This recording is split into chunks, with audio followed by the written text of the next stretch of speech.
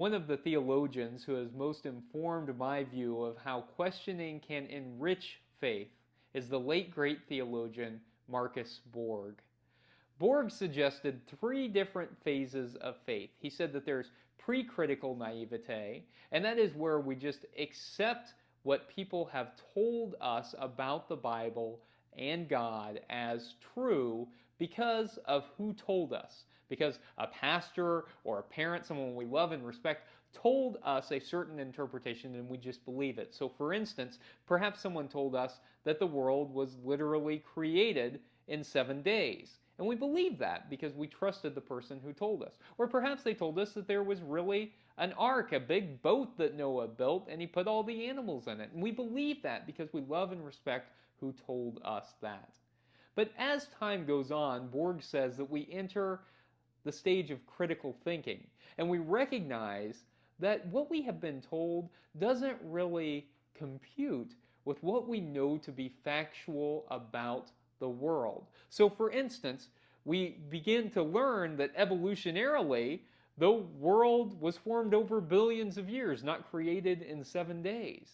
That Noah couldn't have built a huge boat and gotten every animal on earth in that boat. How would that have even worked? Well, the logistics of all of that are mind-boggling. It's not possible.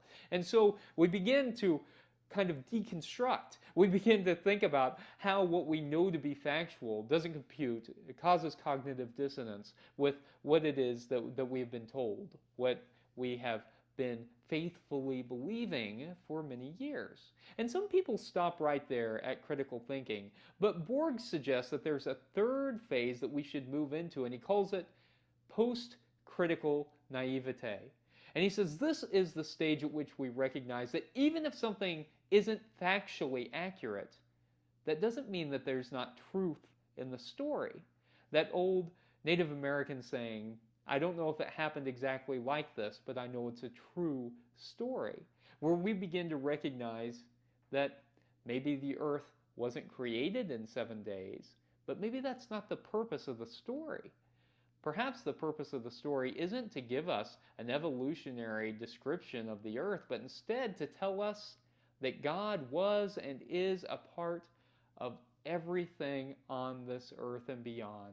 Perhaps the point of the story of Noah wasn't that a guy built a big boat and got all the animals, but instead the purpose was that life can be precarious, that life can be a struggle, but that God is with us every step of the way.